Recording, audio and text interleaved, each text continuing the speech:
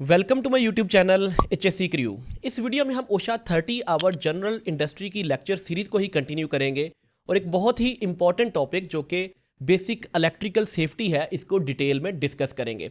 तो basically 29 CFR 1910 सब part S जो है ये बेसिक इलेक्ट्रिकल सेफ्टी को डील करता है और due to lengthy module I have divided it into part 1 and part 2 of basic electrical safety और स्पेसिफिक वीडियो में हम 1910-301 को डिस्कस करेंगे।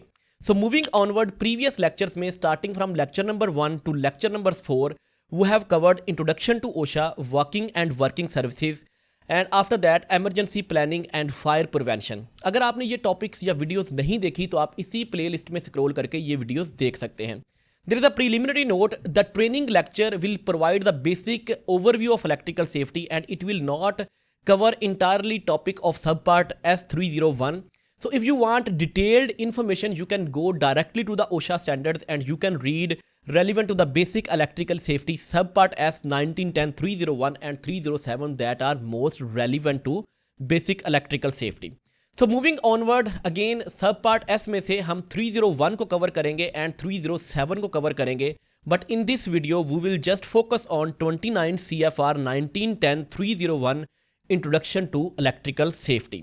So moving onward, first of all some workers work with electricity directly. अब हम बात करेंगे exposure की कि कौन से बंदे वर्क साइट के ऊपर ज़्यादा एक्सपोज होते हैं इलेक्ट्रिकल हैजर्ड्स को एंड कौन से वर्कर्स जो हैं वो कम एक्सपोज होते हैं इलेक्ट्रिकल सेफ्टी को। तो सिंपल इज दैट, जो वर्कर्स डायरेक्टली इलेक्ट्रिकल पैनल्स के साथ, इलेक्ट्रिकल सर्किट्स के साथ, इलेक्ट्रिकल बोर्ड्स के साथ, इलेक्ट्रिकल वायर्स के साथ काम करते हैं, जिनमें हमारे पास इलेक्ट्रिशियंस आ जाते हैं, इलेक्ट्रिकल इंजीनियर्स आ जाते हैं, या PLC जो हमारे पास प्रोग्रामेबल लॉजिकल कंट्रोल या जो हमारे पास सेंट्रल कंट्रोल रूम्स होते हैं उनकी जो पैनल रिपेयर करते हैं, वो लोग डायरेक्टली एक्सपोज होते हैं इलेक्ट्रिकल हैजर्ड को। After that, other workers faced indirect exposure such as office workers, maintenance staff। एक मैकेनिकल वर्कर्स हैं, मैकेनिकल मेंटेनेंस क्रू है, तो जब वो मशीन या किसी पंप को अप्रोच करते हैं तो ऑलरेडी वो डी एनर्जाइज करके, लॉकआउट टैग आउट करके डिक्लेयर किया जाता है इलेक्ट्रिकल टीम की तरफ से कि ये डी एनर्जाइज्ड इक्विपमेंट है, तो वो कम इलेक्ट्रिकल हैजर्ड को एक्सपोज होंगे। एक ऑफिस वर्कर जो ऑफिस में आता है, अपने PC के ऊपर, लैपटॉप के ऊपर काम करता है, या कुछ डॉक्यूमेंटेशन करता है, या कुछ रिसेप्शनिस्ट हैं, ये वो लोग हैं जो कम एक्सपोज्ड हैं as compared to directly working with electricity hazards के साथ। जो बंदे इलेक्ट्रिकल वर्क में जो बंदे इन्वॉल्व होते हैं वो ज़्यादा इलेक्ट्रिसिटी हैजर्ड को एक्सपोज होते हैं। Moving onward, electrical hazard are often overlooked leading to the accident. अगर हम कहीं पे भी इलेक्ट्रिकल हैजर्ड को ओवरलुक करते हैं तो ये मेजर कॉज होती है एक्सीडेंट की। सिंपली दैट, हम एक डोमेस्टिक एक एग्जाम्पल, घरेलू एग्जाम्पल लेते हैं कि अगर कहीं से कोई लेट्स सपोज दैट एक प्लग जो है वो वायर का, किसी फैन का या किसी भी इलेक्ट्रिकल इम्प्लॉयज का टूटा हुआ है, तो हम क्या करते हैं कि डायरेक्टली वायर्स को जो है वो प्लग इन कर देते हैं rather than purchasing a new plug and after that putting it on. तो ये जो छोटी सी नेग्लिजेंस है या जो ओवरलुकिंग ऑफ हैजर्ड है, बेसिकली ये सादा सिंपल एग्जाम्पल है, ये एक लीडिंग कॉज हो सकता है एक्सीडेंट की एज कम्पेयर टू एक प्रॉपर प्लग लगाने के, या एक जो डैमेज्ड वायर है उसको डायरेक्टली प्लग करने में हैजर्ड जो है वो ज़्यादा है। तो जब भी हम इलेक्ट्रिकल हैजर्ड को ओवरलुक करते हैं, जैसे कि एक इलेक्ट्रिशियन है वो ओवर कॉन्फिडेंट होकर एक इलेक्ट्रिकल पैनल के ऊपर काम कर रहा है, वो इलेक्ट्रिसिटी को एक हैजर्ड ले ही नहीं रहा, तो वहां पे एक्सीडेंट होने के चांसेस जो है वो इंक्रीज हो जाते हैं definitely. Moving onward, the purpose of electrical safety is to prevent injuries, fires and fatalities caused by electrical hazards, ensuring a safe work place for all the workers. जब हम वर्क प्लेस की बात करेंगे तो purpose of electrical safety क्या होगा कि injuries को प्रिवेंट किया जा सके, इलेक्ट्रिसिटी से होने वाली, स्टार्ट होने वाली फायर्स को प्रिवेंट किया जा सके, फर्टेलिटीज इन केस ऑफ इलेक्ट्रोक्यूशन जो मेजर मतलब आउटकम निकलता है। देखिए, इसमें सीवियर हैजर्ड है। अगर हम एक पर्सनल लॉस की तरफ बात करें तो इसमें हमारे पास क्या हो सकता है जनाब, इलेक्ट्रिकल बर्न्स हो सकते हैं, कार्डियक अरेस्ट हो सकता है, इसी तरह से फर्टेलिटी जो है वो वर्स कॉन्सिक्वेंसेस बन सकते हैं। सही है, तो simple is that muscle contraction हो सकती है। तो ये सारे आउटकम्स हैं इलेक्ट्रिकल हैजर्ड के। जब हम हाई वोल्टेज इलेक्ट्रिकल पैनल्स या हाई वोल्टेज सिस्टम्स के ऊपर काम कर रहे होंगे तो वहाँ पे फर्टेलिटी होने के चांसेस ज़्यादा होते हैं। तो पर्पस ऑफ इलेक्ट्रिकल सेफ्टी क्या होता है, इन सब चीज़ों को प्रिवेंट करना। मूविंग ऑनवर्ड नेक्स्ट स्लाइड के ऊपर बेसिक इलेक्ट्रिकल टर्म्स को हम डिस्कस करेंगे। सबसे पहले voltage, the difference in electrical potential energy between two points which drives the flow of electricity from one point to another point. Simple is that electricity higher potential to lower potential की तरफ move करती है और जो driving force होती है that is voltage basically. तो ये बेसिक टर्म्स आपको इंटरव्यू के पर्सपेक्टिव से भी याद होनी चाहिए। जो बेसिक अगर आपने हेल्थ एंड सेफ्टी से रेलिवेंट इंटरव्यू देने के लिए जा रहे हैं तो आपको इन बेसिक टर्म्स का आइडिया होना चाहिए। Moving onward, current, the flow of electrical charges through any conductor is called electrical current and it's measured in Ampere's. ये इसको एम्पेयर में हम मेजर करते हैं। Moving onward, resistance, the opposition to flow of current measured in ohm. Ohm इसका unit है। Electrical जो हमारे पास इलेक्ट्रिसिटी को पास होने में जो रेजिस्टेंस होती है, जैसे लकड़ी की जो रेजिस्टेंस है वो बहुत ज़्यादा होती है तो वो इलेक्ट्रिकल कंडक्टर नहीं है। इस तरह से सिरामिक की भी बहुत ज़्यादा रेजिस्टेंस होती है, वो भी इलेक्ट्रिकल कंडक्टर नहीं है एज कम्पेयर टू कॉपर के या किसी मेटल के, आयरन के। वहाँ पे फ्री इलेक्ट्रॉन्स अवेलेबल होते हैं। फ्लो ऑफ इलेक्ट्रिकल करंट को रेजिस्टेंस कम होती है तो उनको हम कंडक्टर बोलते हैं। मूविंग ऑनवर्ड, सर्किट, हमारे पास a circuit is a complete path through which electricity flow. It includes power source, conductive path, load and switches. जैसे हमारे पास अगर हम इंडस्ट्री में देखें तो इलेक्ट्रिकल सर्किट्स होते हैं, घर में देखें इलेक्ट्रिकल वायरिंग को बेसिकली इलेक्ट्रिकल सर्किट बोला जाता है। नेक्स्ट आ जाएगा हमारे पास conductors, a material that allow the flow of electricity. Already हमने बात कर लिया, कुछ रजिस्टर्स होते हैं, कुछ कंडक्टर्स होते हैं, तो जो भी मेटल्स होंगी वो कंडक्टर ऑफ इलेक्ट्रिसिटी होंगी। Then insulator, a material having high resistance to flow of electrical current. Basically इसमें रबर है, ग्लास है, प्लास्टिक है, वुड है, सिरामिक्स है, all these are insulators. Then next आ जाएगा grounding and earthing, connecting an electrical system or equipment to the earth with low resistance conductor to provide the safe path for excessive current that helps to prevent the electrical shock। Electrical grounding करते हैं जो कि एक low resistance path, usually हम highly प्योर्ड copper wires जो उसको लिए use करते हैं ताकि एक लो रेजिस्टेंस पाथ मिल जाए to the flow of electricity. अगर कोई शॉर्ट सर्किट होता है तो रादर देन एक बंदा इलेक्ट्रोक्यूशन होने से वो जो करंट है वो डेसिपेट हो जाएगा ग्राउंड में, और ये बेसिकली कुछ जो सर्किट इंटरप्टर होते हैं उनको भी ऑपरेट करवाने में हेल्प आउट करता है। तो नेक्स्ट स्लाइड पे चलेंगे। इलेक्ट्रिकल सेफ्टी प्रोग्राम की हम बात करते हैं तो helps to control the electrical hazard in the workplace and teaches employers and employees how to identify the electrical risks। Simple is that electrical safety programmes जो है वो ये इलेक्ट्रिकल रिस्क्स को आइडेंटिफाई करने में हेल्प आउट करता है। Remove और reduce the hazard of electrical safety से रेलिवेंट जो हैजर्ड्स हैं उनको रिमूव या फिर कम करने में, मिटिगेट करने में या रिड्यूस करने में हेल्प आउट करता है। स्टे सेफ अराउंड इलेक्ट्रिसिटी, जब भी आप इलेक्ट्रिकल पैनल्स के ऊपर काम करेंगे, इलेक्ट्रिकल बोर्ड सर्किट्स के ऊपर काम करेंगे, इलेक्ट्रिकल वायर्स के साथ काम करेंगे, या फिर ओवरहेड इलेक्ट्रिकल केबल्स के पास काम करेंगे, या कोई क्रेन लिफ्टिंग एक्टिविटी परफॉर्म करेंगे, तो आपने किस तरह से वहाँ पे सेफ रहना है, ये कंटेंट होते हैं बेसिकली इलेक्ट्रिकल सेफ्टी प्रोग्राम के। नेक्स्ट स्लाइड पे चलेंगे। रिकग्नाइजिंग इलेक्ट्रिकल हैजर्ड्स को किस तरह से हमने आइडेंटिफाई करना है, रिकग्नाइज करना है। तो सबसे पहले electricity poses directly risks like shocks, severe burns and explosive fires in the workplace। establish essential safety requirements for electrical installations। तो simple is that electrical hazard जो है ये severe इलेक्ट्रिकल शॉक का बायस बन सकता है, मतलब किसी पर्सन को इलेक्ट्रोक्यूशन हो सकती है। इलेक्ट्रोक्यूशन होने के केस में severe burns हो सकते हैं, या फिर आर्क फ्लैश, आर्क ब्लास्ट से भी severe burns हो सकते हैं। And on the other hand explosive fires in the work place का मतलब कि अगर आप देखें किसी भी इंडस्ट्रियल में, किसी भी बिल्डिंग में, शॉपिंग प्लाजा में, जो मेजर रीजन ऑफ फायर होती है that is electrical short circuit. ये ओवरलोडिंग ऑफ इलेक्ट्रिकल सर्किट्स भी हो सकती है, डैमेज्ड इलेक्ट्रिकल इंसुलेशंस भी हो सकती हैं, या इम्प्रॉपर फिटिंग्स, इलेक्ट्रिकल फिटिंग्स जो हैं ये भी इस चीज़ का बायस बनती है। और specifically oil and gas industry में इसके ऊपर बहुत ज़्यादा एम्फेसिस किया जाता है कि इलेक्ट्रिकल सेफ्टी के ऊपर ज़्यादा से ज़्यादा इन्वेस्ट किया जाए, बिकॉज वहाँ पे अबंडेंस में हाइड्रोकार्बन्स अवेलेबल होते हैं, फ्लेमेबल गैसेज अवेलेबल होती हैं, तो हमने वहाँ पे इग्निशन सोर्स को कंट्रोल करना होता है। और बेसिकली जो इलेक्ट्रिकल स्पार्क होते हैं यही यूजुअली इग्निशन सोर्स या आप ये मतलब कह लें कि एक इग्निशन सोर्स बनते हैं जिससे फायर इनिशिएट होती है और फायर एंड एक्सप्लोजन की तरफ चीज़ें चलती हैं। नेक्स्ट स्लाइड पे चलेंगे। इलेक्ट्रिकल हैजर्ड्स एट वर्क की हम बात करेंगे। तो सबसे पहले जनाब, too small wires for the electrical loads. अब इलेक्ट्रिकल लोड्स मतलब कटी फटी प्रॉपर मतलब जिसमें वायरिंग नहीं होगी, तो ये एक इलेक्ट्रिकल हैजर्ड है। वहाँ पे इलेक्ट्रोक्यूशन होने के चांसेस भी ज़्यादा हैं और वहाँ पे फायर होने के चांसेस भी ज़्यादा होंगे। Then is bare wires or exposed electrical parts, मतलब कहीं पे कोई तार डैमेज है, कोई तार मतलब उसकी कंडक्टिंग वायर्स जो हैं वो एक्सपोज हैं। कोई बंदा भी नोइंगली अननोइंगली उनको टच कर सकता है और इलेक्ट्रोक्यूटेड हो सकता है।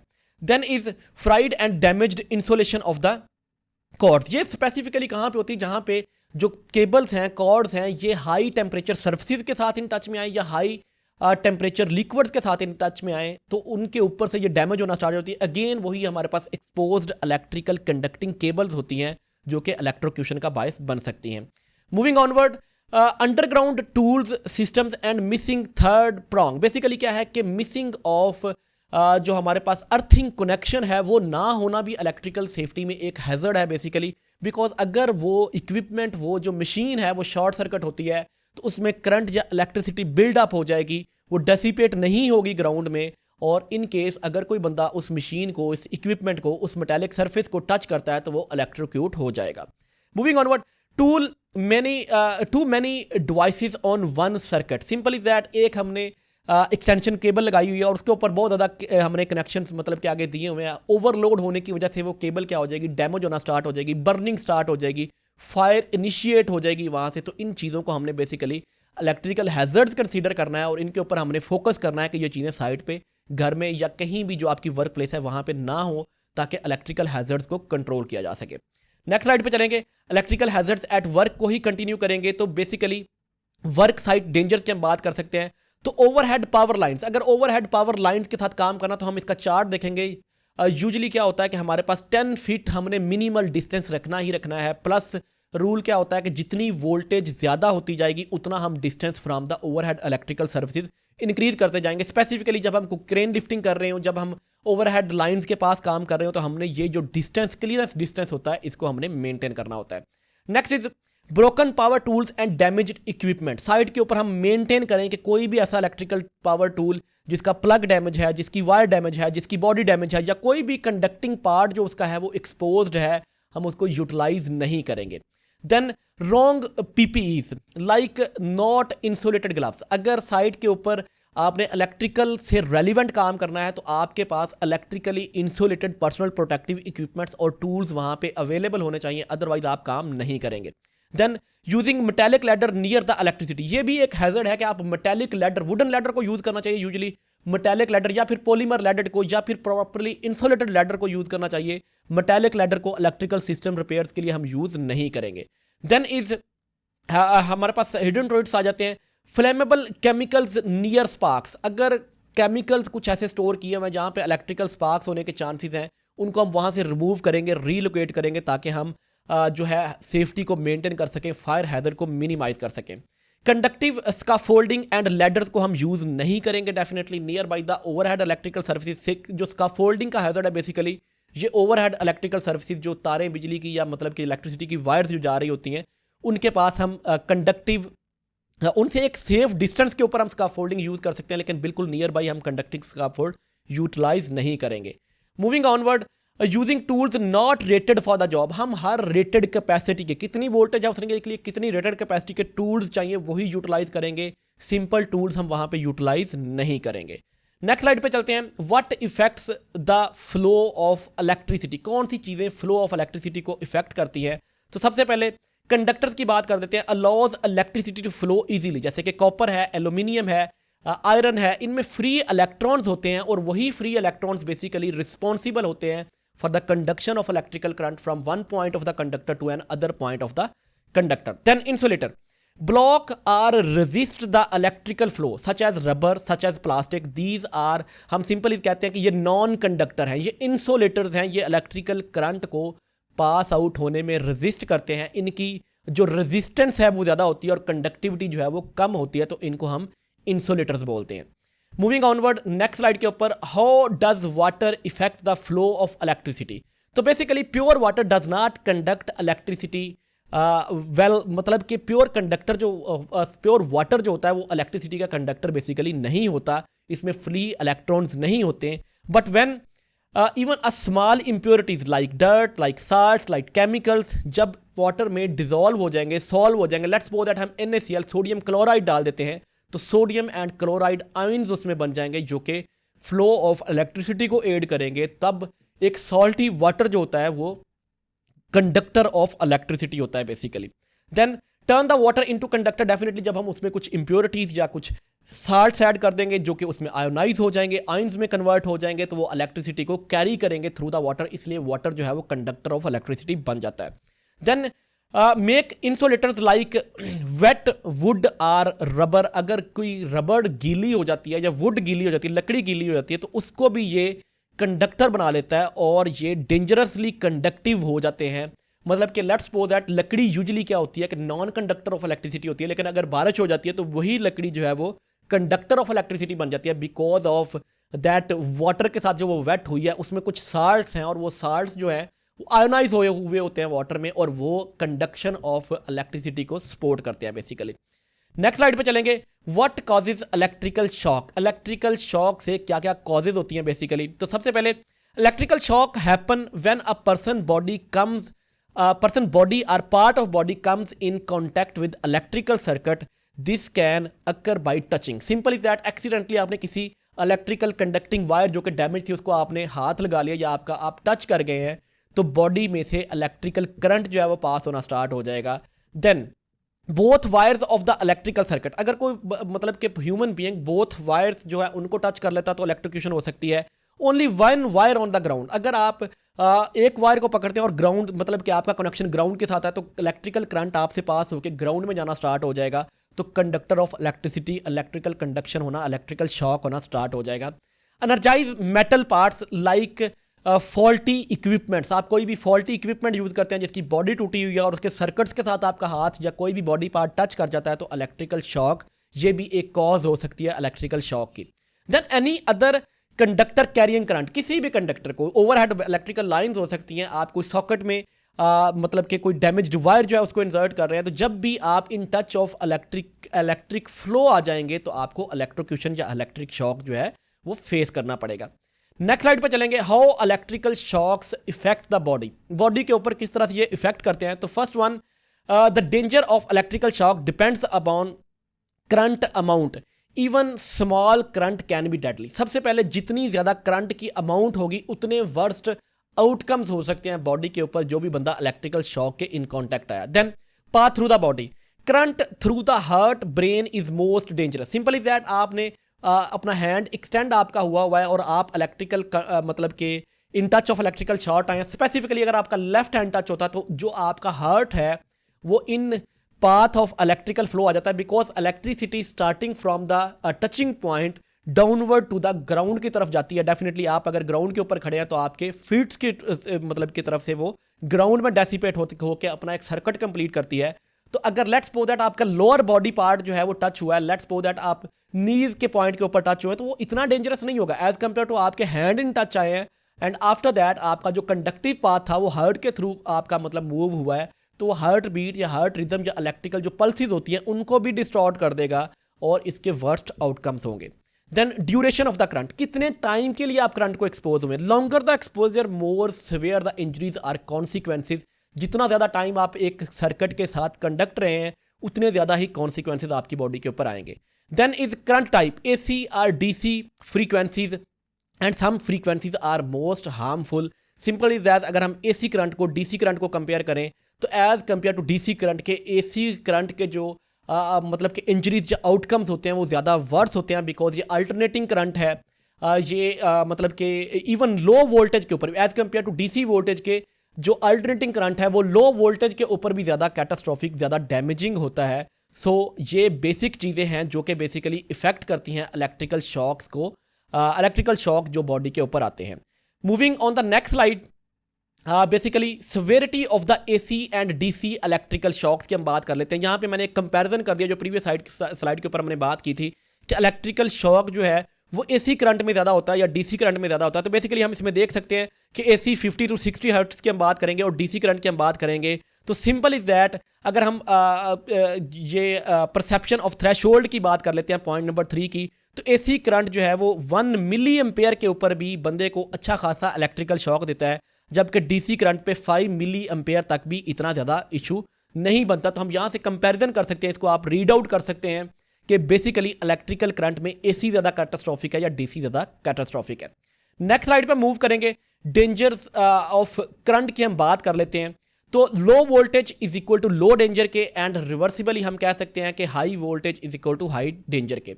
तो even small voltage can be deadly. This table show that different current levels effect the body hand to foot path and 1 second exposure. Hand to foot मतलब कि अगेन अगर आपकी प्रॉपर बॉडी इन कॉन्टैक्ट आई है तो उसमें आपको 1 second में कितना प्रॉब्लम हो सकता है पर सेकेंड एक्सपोजर से. 1 to 5 मिली एम्पेयर की बात हुई है. ये करंट बेसिकली हमारे पास अल्टरनेटिंग करंट की बात हो रही है. 6 to 30 मिली एम्पेयर है, देन 30 to 150 मिली एम्पेयर है एंड 150 मिली एम्पेयर प्लस है. तो 150 मिली एम्पेयर प्लस पे जब जाएगा तो हार्ट स्टॉप हो जाएगा. फैटल है ये, हार्ट रिदम को मतलब कि डिस्टर्ब कर देगा. एक्सट्रीमली डेंजरस है और ये डेडली कंसीडर किया जाता है. नेक्स्ट स्लाइड के ऊपर चलेंगे. इलेक्ट्रिकल बर्न्स की बात कर सकते हैं. तो burns are most common injury from the electrical accidents. So types included electrical burns, current flow through the body tissues. तो ये बॉडी टिश्यूज को डैमेज करना स्टार्ट कर देता है. इलेक्ट्रिकल इसको बर्न्स कहते हैं. देन आर्क फ्लैश बर्न्स आ जाते हैं. Caused by explosive electrical discharge, मतलब बहुत ज़्यादा वोल्टेज के ऊपर इलेक्ट्रिकल डिस्चार्ज होता है. जंप थ्रू एयर गैप होता है और एक बहुत ज़्यादा हाई एनर्जी वेव या हाई एनर्जी रेडिएशन जो निकलती हैं वो इफेक्ट कर सकती है, बर्न कर सकती हैं बॉडी पार्ट्स को और ये बहुत स्वेयर बर्न्स होते हैं. And after that thermal contact Burns, मतलब कि अगर कोई तार बहुत ज़्यादा गर्म है आप उसको पकड़ लेते हैं, इवन वो इंसुलेटेड है लेकिन वो इतनी ज़्यादा हीटेड है वो आपको डैमेज कर सकती है, या फिर ओवर हीटेड इक्विपमेंट को आप हाथ से टच कर लेते हैं तो वो भी बर्न्स कॉज कर सकता है. Then is combination burn, multiple मतलब कि जो ऊपर स्टेजेस हैं इनके कम्बिनेशन में भी बर्न्स हो सकते हैं. मतलब कि थर्मल कंडक्टिव भी हो सकता है और इलेक्ट्रिकल फ्लैश भी हो सकता है और इलेक्ट्रिकल बर्न्स भी हो सकते हैं. तो ये कंबाइंड इंजरीज भी हो सकती हैं इन टर्म्स ऑफ बर्न्स के. So moving on next slide. High voltage hazard. What counts as high voltage, किसे हम हाई वोल्टेज बेसिकली कहते हैं? तो anything over 600 volts is often consider as high voltage, extremely dangerous and can cause severe injuries or even death. कोई भी ऐसा electrical circuit जो 600 volt से ऊपर चल रहा हो उसको हम हाई वोल्टेज इलेक्ट्रिकल सर्किट बोलते हैं. Then is why people freeze during the electrical shock. बड़ा कॉमन सा क्वेश्चन है कि जब इलेक्ट्रिकल शॉक होता है तो फ्रीजिंग मतलब बंदा बिल्कुल फ्रीज या हिल क्यों नहीं सकता? तो when people gets in electrical contact the electricity can make their muscle tighten up. Muscle tighten up हो जाते हैं, फ्रीज इफेक्ट आ जाता है और एक पर्सन जो है वो इलेक्ट्रिकल सोर्स से अपने आप को अलग नहीं कर सकता. Then is it's very dangerous because अगर वो उसको अपने आप को वहाँ से रिमूव नहीं कर सकेगा तो लॉन्ग टर्म के लिए इलेक्ट्रिसिटी अगर उसकी बॉडी में से पास होगी तो वो कैटास्ट्रॉफिक होगी, leading to word high irrecoverable injuries या फिर डेथ की तरफ लेकर जाएगी. Moving on next slide. Static electricity की हम बात कर सकते हैं. तो static electricity can also gives a shock. Static electricity से भी शॉक हो सकता है. तो static electricity can build up on the things if the condition are right and it can jump to the person. Definitely अगर दो moving high air speed के साथ किसी चीज़ से ऊपर से मूव कर रही है या इन दो फ्लूइड मूविंग मतलब के सर्फेसिस इन कांटेक्ट आ रही है तो वहाँ पे इलेक्ट्रिकल जो स्टैटिक इलेक्ट्रिसिटी है वो डेवलप हो सकती है और वो जंप कर सकती है थ्रू एन एयर गैप. और it can also jump to N other object. एक ऑब्जेक्ट से दूसरे ऑब्जेक्ट के ऊपर भी ये जंप कर सकती है.